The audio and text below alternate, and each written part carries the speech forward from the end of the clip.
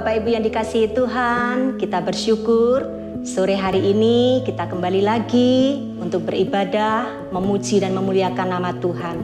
Kita percaya sekalipun melalui online, Tuhan hadir di tempat kita masing-masing.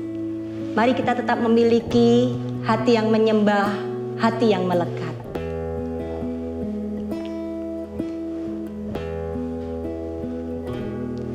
Ku datang Tuhan, temukan wajah-Mu dengan hati tulus. Hanya rasa cinta kepadamu yang menarikku dekat padamu. Ku datang Tuhan, temukan wajah-Mu dengan hati tulus. Hanya rasa cinta kepadamu yang menarikku dekat padamu. Hati yang menyembah, hati yang melekat padamu, Yesusku, kekasih hatiku. Engkaulah hidupku, segalanya bagiku, pujaanku selama-lamanya. Ku mau menyembah-Mu. Mari kita datang kepada Tuhan. Ku datang Tuhan, temukan wajah-Mu dengan hati tulus. Hanya rasa cinta kepadamu yang menarikku dekat padamu. Kami mau menyembah, hati yang menyembah, hati yang melekat padamu, Yesusku, kekasih hatiku. Engkaulah hidupku, segalanya bagiku, pujaanku selama-lamanya. Ku mau menyembah-Mu, pujaanku selama-lamanya. Ku mau menyembah-Mu. Kami bersyukur Tuhan untuk sore hari ini. Inilah yang menjadi pengakuan setiap kami anak-anak-Mu Tuhan. Di masa sulit seperti ini Tuhan, kami mau mendekatkan hati kami. Kami mau melekatkan hati kami hanya untuk menyembah Engkau, Yesus Juru Selamat kami. Terima kasih Bapa. Sore hari ini Tuhan, kami siap untuk memuji dan memuliakan nama-Mu. Engkau layakkan setiap kami, hamba-hamba-Mu yang melayani, baik kebenaran firman-Mu yang akan kami dengar. Tuhan, Engkau urapi setiap kami. Bahkan setiap jemaat-Mu di tempat masing-masing, Engkau juga melawat setiap mereka. Terima kasih Bapa. Di dalam nama Tuhan Yesus, kami berdoa dan mengucap syukur. Amin. Mari kita siapkan hati kita untuk menerima berkat firman Tuhan. Kita percaya kita perlu campur tangan Tuhan dalam setiap kehidupan kita. Ini hatiku menyembah-Mu, tulus dan kagum padamu Yesus. Ini hatiku tak sempurna, perlu campur tangan-Mu dalam hidupku. Ini hatiku menyembah-Mu, tulus dan padamu Yesus. Ini hatiku tak sempurna, perlu campur tanganmu dalam hidupku. Hatiku mengasihimu, hatiku mengasihimu, hatiku ingin mengenalmu, ingin mengertimu. Tuhan, kau lihat isi hatiku, hatiku mengasihimu, hatiku mengasihimu, hatiku ingin mengenalmu, ingin mengertimu. Tuhan, kau lihat isi hatiku, Tuhan, kau lihat isi hatiku,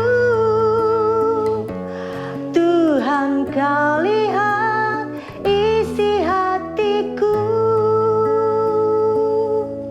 Haleluya. Terima kasih Tuhan.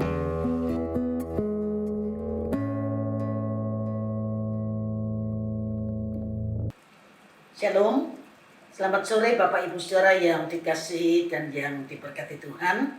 Sehat semua ya, luar biasa kita ada dalam anugerah Tuhan. Mari kita sama-sama berdoa sebelum kita mendengar firman Tuhan. Bapa dalam surga, dalam nama Tuhan Yesus Kristus, bersyukur kami punya kesempatan kembali mendengar kebenaran firman-Mu yang akan terus menguatkan kami untuk masa-masa sukar yang kami hadapi. Urapi hamba-Mu, urapi semua yang mendengar kebenaran firman ini, dan biar Roh-Mu yang kudus menolong kami, untuk kami dapat menangkap sesuatu dari pemberitaan firman-Mu. Dalam nama Tuhan Yesus kami sudah berdoa, haleluya, amin.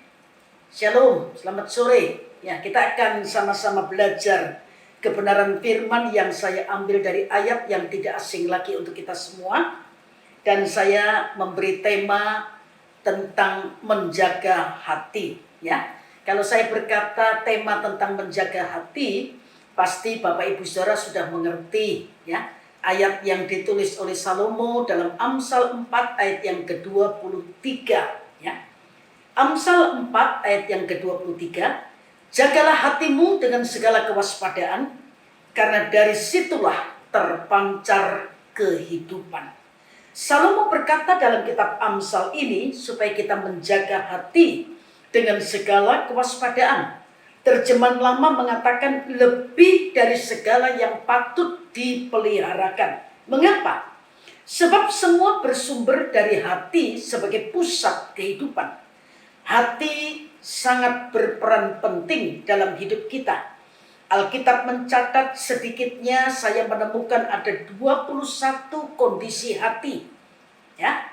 Ada marah, iri, tawar, ya, kemudian licik dan lain sebagainya, ya.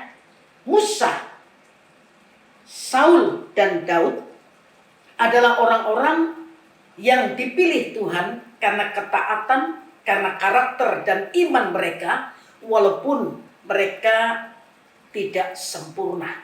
Mereka adalah orang-orang yang berkobar-kobar dalam melayani Tuhan.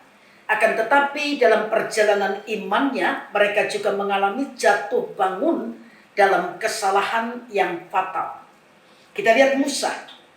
Karena tidak dapat menahan hatinya untuk marah ketika di Meriba, konsekuensinya Musa tidak boleh masuk ke tanah perjanjian Kanaan. Saul, kerajaan Saul tidak lagi kokoh ketika Saul melanggar perintah Tuhan. Dan akhirnya Saul pergi ke tukang tenung untuk memanggil arwah. Saul juga iri hati dan dendam yang luar biasa kepada Daud. Saul berusaha sedemikian rupa untuk bisa membinasakan Daud. Hanya karena mendengar perempuan-perempuan berkata, Saul mengalahkan beribu-ribu, tapi Daud berlaksa-laksa. Padahal Alkitab menyatakan awalnya Saul itu begitu mengasihi Daud. Begitu pula dengan Daud yang dikenal sebagai orang yang taat. Orang yang punya relasi yang baik dengan Tuhan. Alkitab berkata ketika Daud pergi berperang, Daud itu selalu pulang dengan kemenangan. Tetapi kegagalan Daud menjaga hatinya. Ketika melihat Batseba mandi, saat itulah kehancuran keluarga dan kerajaannya dimulai. Sebenarnya apa yang mereka alami bukanlah masalah yang besar bagi mereka. Hanya karena mereka tidak dapat mengendalikan diri, mereka kemudian jatuh ke dalam dosa dan harus menanggung akibat dari kesalahan mereka. Bapak Ibu, saudara-saudara yang dikasihi Tuhan, menjaga hati adalah hal yang sangat penting bagi orang percaya. Orang yang paling taat sekalipun bisa jatuh ketika tidak dapat mengendalikan diri, pikiran, hati, dan panca indera kita sangat lemah dan penurut. Iblis itu akan dengan mudah masuk jika kita membiarkan hawa nafsu kita tidak terkendali. Sedikit saja kita berkompromi, maka segalanya akan hancur. Karena itu kita harus berjaga-jaga dan berdoa supaya kita tidak jatuh ke dalam pencobaan. Matius 26 ayat 41 Tuhan Yesus berkata, karena itu berjaga-jagalah dan berdoalah supaya kamu jangan jatuh ke dalam pencobaan. Berdoa saja sekalipun sudah baik tapi belum cukup. Perlu berjaga-jaga. Mengapa? Karena ketika kita berjaga-jaga, kita bisa mengantisipasi. Kalau ada hal-hal yang mengancam, kalau ada hal-hal yang tidak baik yang akan terjadi dalam hidup kita. Nah, Tuhan berkata, karena itu berjaga-jagalah dan berdoalah. Roh memang penurut, tetapi daging lemah. Ya.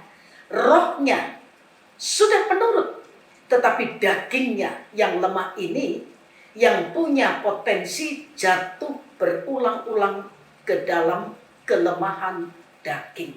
Nah, Bapak Ibu saudara sekalian, kita akan melihat beberapa contoh mengapa kita perlu menjaga hati dengan segala kewaspadaan, sebab manusia itu gampang sekali berubah. Kita lihat contoh dari hidup Uzia.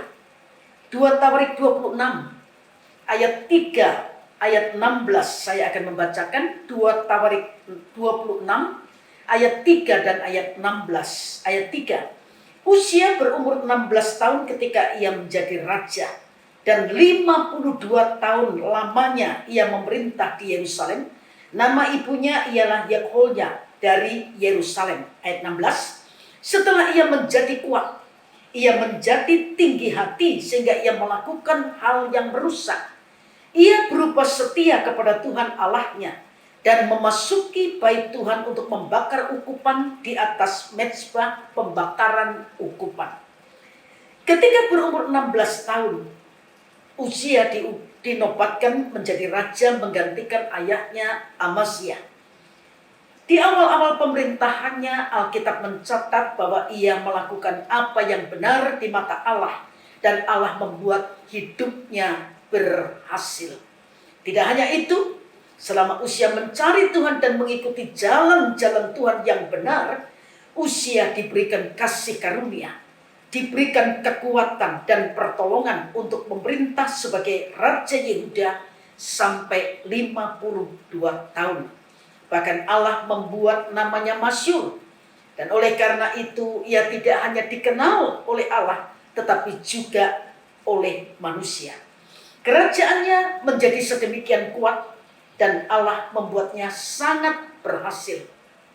Tetapi ironisnya, ketika posisinya menjadi kuat dan namanya semakin masyhur, ia menjadi pribadi yang tinggi hati dan bahkan melakukan apa yang jahat di mata Tuhan. Dengan sembrono ia masuk bait Allah dan membakar ukupan yang mestinya hanya boleh dilakukan oleh imam. Ketika ditegur oleh Imam Asy'ariyah, Uzia menjadi marah dan pada saat itulah timbul kusta pada dahinya. Cukup mengherankan melihat bagaimana Uzia sedemikian mudah berubah. Dengan gampangnya Uzia merupakan Allah yang memberikan kepadanya kekuatan dan kemuliaan. Seolah-olah Uzia juga lupa bahwa dari Allah lah datang pertolongan. Uzia gagal menjaga hatinya karena Uzia yang mengawali hidupnya dengan sangat baik, tapi sayang Uzia mengakhiri hidupnya dengan buruk. Bapak Ibu saudara sekalian, hati adalah bagian terpenting dalam hidup yang perlu kita jaga. Salomo sudah memperingatkan, saya baca sekali lagi, jagalah hatimu dengan segala kewaspadaan, karena dari situlah terpancar kehidupan. Hidup matinya kita sangat ditentukan dari bagaimana kita menjaga hati. Menjaga hati memang bukan hal yang mudah, apalagi di saat kita berhasil dan berada di puncak kejayaan. Kesombongan dan keangkuhan bisa mengubah hati kita. Tidak lagi terpaut kepada Tuhan, tapi justru mulai mengandalkan diri kita sendiri. Karena itu, mari kita tetap waspada dan menjaga hati kita sedemikian rupa. Sudah banyak contoh yang bisa kita lihat dari Alkitab seperti Nuh. Setelah keluar dari bahtera, Nuh itu masih mendapat kesempatan hidup atau perpanjangan umur 350 tahun. Tetapi catatan atau predikat sebagai orang benar, tidak bercelah dan hidup bergaul dengan Allah, itu yang sudah hilang dari kehidupan Nuh.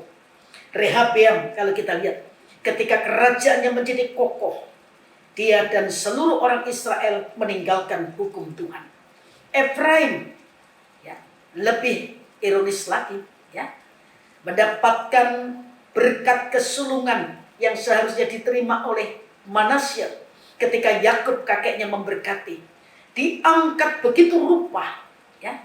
Tapi ironis, Efraim itu tidak lagi berpaut kepada Tuhan, berpaling kepada Baal.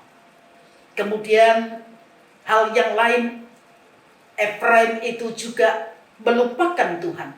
Bapak Ibu Saudara bisa baca itu dalam kitab Hosea 13 ayat 1, 2 dan ayat yang ke-6. Kalau kita melihat Saul, Saul adalah contoh orang yang mengalami kemerosotan dan kemunduran.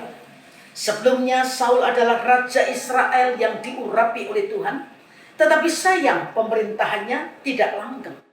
Penyebabnya adalah ketidaktaatan Saul sendiri. Saul menyimpang dari kehendak Tuhan, sehingga Tuhan menolak Saul sebagai raja. Dan yang lebih mengerikan lagi, ketika roh Tuhan undur atau meninggalkan Saul. Akibatnya, tidak ada lagi hadirat Tuhan, tidak ada lagi penyertaan Tuhan, tidak ada lagi perlindungan Tuhan dalam kehidupan Saul. Apalagi ketika hati Saul itu sudah berpaling dari Tuhan. Saul berdoa, bertanya kepada Tuhan, tapi Tuhan tidak menjawab. Saul menjadi panik, apalagi Samuel sudah meninggal, sehingga tidak ada petunjuk dari Tuhan untuk menghadapi orang Filistin itu. Di tengah ketakutannya, Saul mengambil jalan pintas dengan bertanya kepada seorang perempuan agar dipanggilkan arwah daripada Samuel. Saul tidak sabar menantikan Tuhan bertindak. Jelas apa yang dilakukan Saul ini adalah kekejian bagi Tuhan. Akibatnya perlahan tapi pasti hidup Saul semakin merosot dan menjadi hancur. Mengapa penting menjaga hati? Sebab manusia itu bisa menyangkal Tuhan pada waktu kelimpahan, dan manusia itu juga bisa menyangkal Tuhan waktu menderita.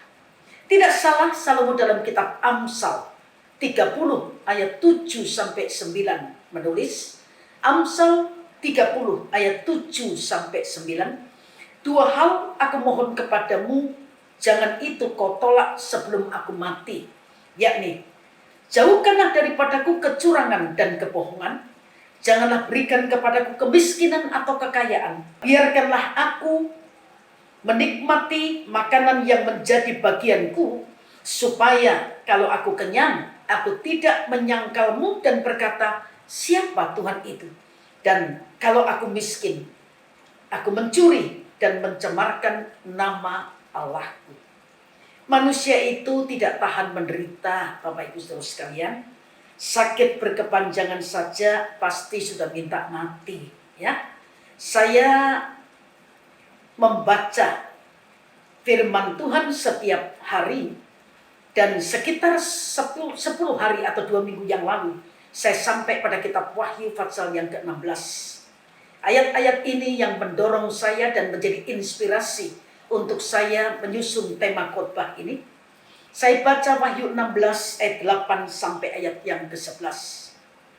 Wahyu pasal 16 ayat 8 sampai ayat yang ke-11. Dan malaikat yang keempat menumpahkan cawannya ke atas matahari, dan kepadanya diberi kuasa untuk menghanguskan manusia dengan api. Dan manusia dihanguskan oleh panas api yang dahsyat. Dan mereka menghujat nama Allah yang berkuasa atas malapetaka-malapetaka itu. Dan mereka tidak bertobat untuk memuliakan Dia. Ayat 10. Dan malaikat yang kelima menumpahkan cawannya ke atas tahta binatang itu. Dan kerajaannya menjadi gelap, dan mereka menggigit lidah mereka karena kesakitan. Dan mereka menghujat Allah yang di sorga karena kesakitan dan karena bisul mereka, tetapi mereka tidak bertobat dari perbuatan-perbuatan mereka. Hari-hari ini manusia menjadi cemas, takut karena COVID-19 yang terus bervarian-varian baru, ya. Setelah Delta ada lagi yang lain, ya. Kita lihat hati manusia digoncangkan. Manusia merasa takut. Belum lagi Bapak Ibu Saudara sekalian, kalau saya membaca dalam kitab Wahyu, masih ada bisul-bisul, ya, yang sangat mengerikan. Itu sebabnya Bapak Ibu Saudara sekalian, mari kita terus melekat kepada Tuhan, ya. Tuhan menolong kita bisa melewati masa sukar ini dan tetap memiliki hati yang berpaut kepada Tuhan.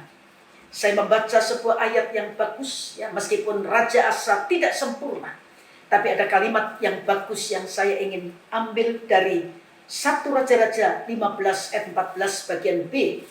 1 Raja-Raja 15 ayat 14 bagian B dikatakan, Asa berpaut kepada Tuhan dengan segenap hatinya sepanjang umurnya. Biar ini juga menjadi bahagian kita.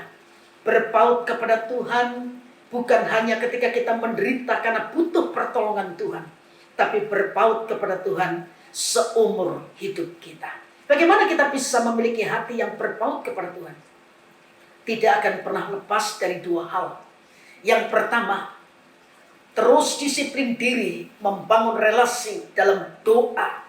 Makin lama makin kuat, sehingga makin lama kita bisa makin melekat menjadi satu roh dengan Tuhan.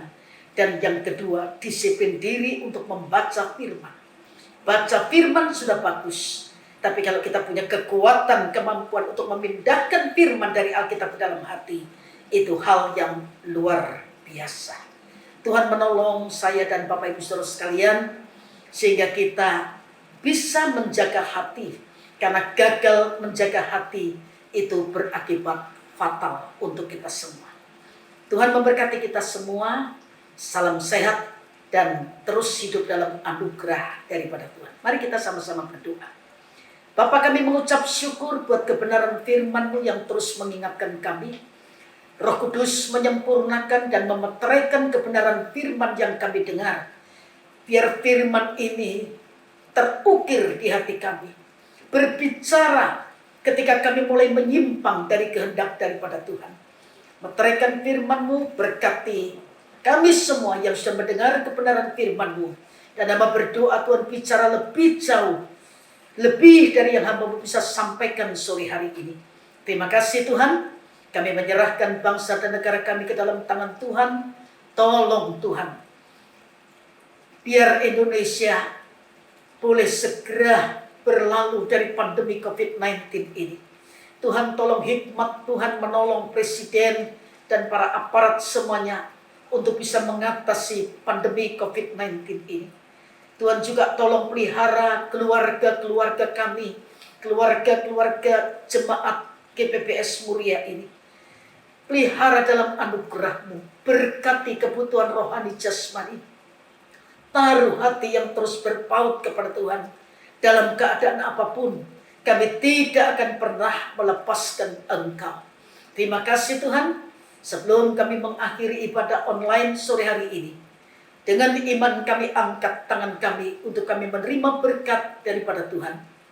Tuhan memberkati Engkau dan Tuhan melindungi Engkau. Tuhan menyinari Engkau dengan wajah-Nya dan memberi Engkau kasih karunia. Tuhan menghadapkan wajah-Nya kepadamu dan memberi Engkau damai sejahtera. Turun dan tinggal atas kami dan keluarga kami.